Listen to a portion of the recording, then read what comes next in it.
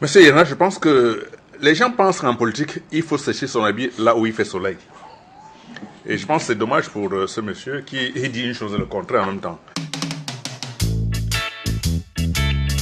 Mais cependant, je voudrais dire que pour ce qui se passe à La Haye, là, aussi longtemps que dure la nuit, le jour se lèvera.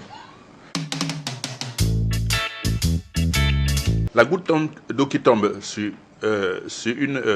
qui tombe une à une, finit par avoir raison du rocher le plus dur. Monsieur Ouattara a reçu chaque fois des gouttes d'eau. Il commence à sentir que ça fait mal. Donc, il ne peut pas tenir. Ça va être très compliqué pour lui. Je voudrais dire, monsieur Yena, j'entends parler beaucoup de la France. Je voudrais dire donner un proverbe là. Quand tu t'es battu si dur pour te remettre debout, ne retourne jamais auprès de ceux qui t'ont mis à terre. Je ne sais pas qu'est-ce qu'on a dicté pour les histoires de la France, qui a passé tout le temps à nous écraser, à nous insulter, à nous mépriser. Ceci dit, je ne vais pas rentrer dans vos débats avec la France. On n'a aucun intérêt avec eux. Dans la vie, la corde au cou ou le cou à la corde, c'est la même pendaison. Alors, avec vous, M. Simon. Oui, monsieur, j'ai l'impression que la France, depuis des années, pratique la règle des 3 V. C'est-à-dire violence, viol et vol. Et ça, c'est depuis des années. Et les conséquences, la violence, on l'a vu en Côte d'Ivoire, on l'a vu en Libye. Le viol, n'en parlons pas en Centrafrique. Le vol, dans tous les pays africains, 14 pays africains, à travers le franc CFA. C'est ça qui nous bloque.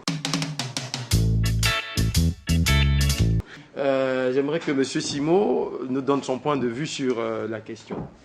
Oui, merci, M. Héna. Je voudrais intervenir en donnant 2 proverbes africains qui disent que si tu vas au marché du piment, tu trouveras le vendeur de piment. Si tu vas au marché du piment, tu trouveras le vendeur de piment. Forcément. Les Américains qui viennent en Afrique, ils vont se frotter au piment africain. Qu'ils le sachent. Et j'ai aussi l'impression que quand on a un marteau dans la tête, on voit tous les problèmes sous la forme d'un clou. Donc, je pense que ces messieurs qui viennent en Afrique pour s'amuser avec nous, ça commence à les chauffer. Ils commencent à se poser des questions sur leur présence en Afrique.